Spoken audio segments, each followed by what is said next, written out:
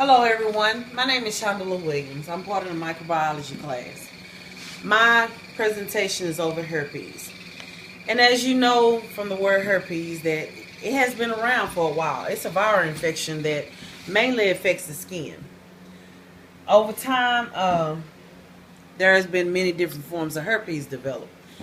They are divided into 8 different categories. The 8 categories are classified as herpes 1, which is a human herpesvirus 1 and 2. Then there is the varicella zoster virus. The espor virus is a HHV4, and then the cytomegalovirus. The human herpes virus 6, the human herpes virus 7, and the capsule sarcoma herpesvirus, which is the last one, and typically is the one that you get whenever a person enter into having HIV, having AIDS from HIV. They generally herpes are on the skin. You find these located in areas such as your lips, your hands, your eyes, your genitals, your bottom, such as your in between your buttocks, on your legs, generally all over your body. Herpes, they come in forms such as lesions. Some are fluid-filled lesions. And the only way that you can be infected by these viruses are to be in direct contact with someone who has the virus. Generally, the first virus that we will speak on will be the cold sore.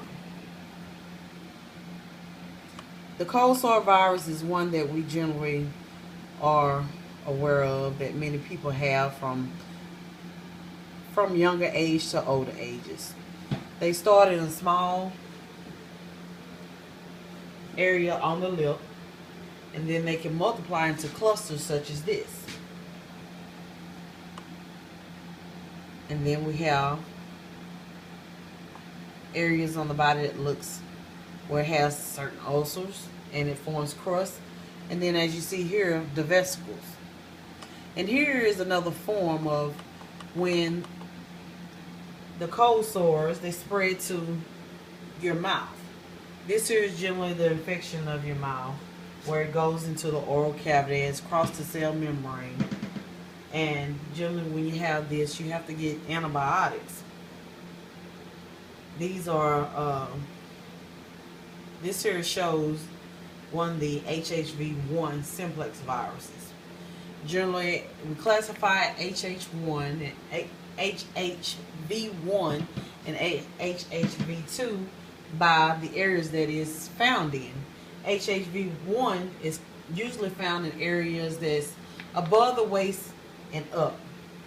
And any herpes virus, which is HH2, that is found from the waist down, will fall into that classification.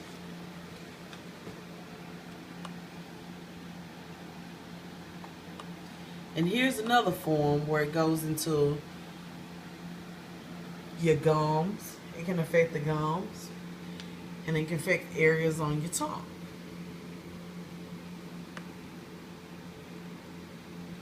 Next, we'll go down to the ophthalmic or the ocular herpesvirus. Herpes virus. This virus here, as you see, will form vesicles around the eye, on the eyelid, somewhere generally around the eye. And this affects the person's vision when it comes around your eye here, as it shows here. This person here is unable to see, and it can cause some deterioration to your eye.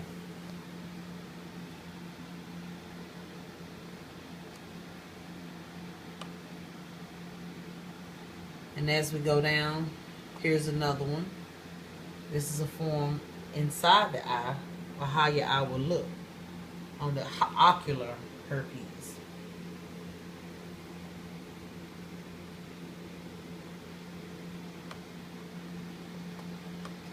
And of course, we know that we have many viruses, many STDs, and one of the STDs that herpes causes of the genitals.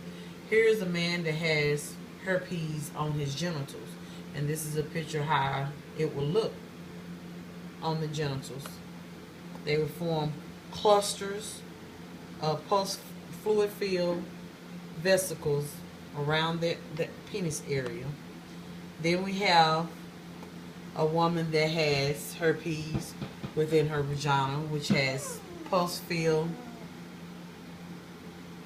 vesicles around her vagina area. And this falls up under the herpes 2 because it is below the waist. And of course, we all have had it, is the chickenpox virus. Some get it young and some get it old. But we all have had it. And they are pus-filled vesicles that form all over the body.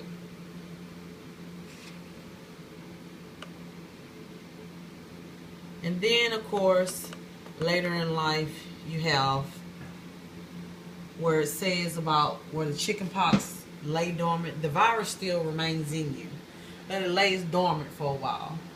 And some, when they get older, may get it, and some may not. Such as the shingle virus. The shingle virus can start from on your neck or on your thighs, and it can generally spread upwards or downwards. But these areas here, as you can see, are areas that they look dried up, but they are pus filled, fluid filled, I mean. And then we go down to the Kaposi sarcoma. This falls into the category of the herpesvirus 8. This virus here, as I stated earlier, you get this type of herpes when you're in your late stages of AIDS.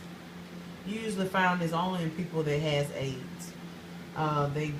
They're large, they're dark, they're round in protein core fields, and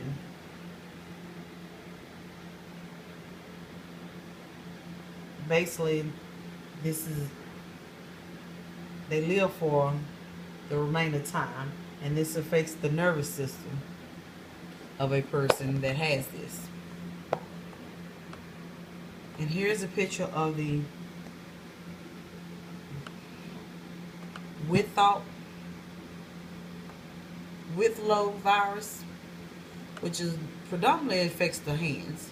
You have them on the end of your hand, on your fingers, or it can spread all over your hands. This virus here, you typically don't see it. You typically find it in people that play sports. They use their hands a lot.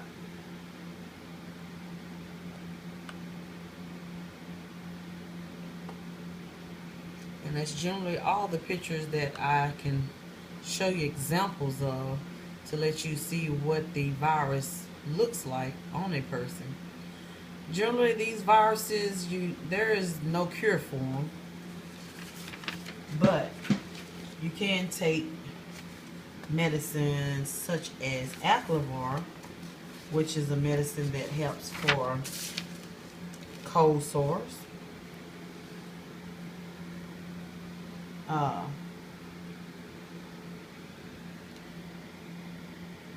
This medicine here, you have to take it up to 5 times a day.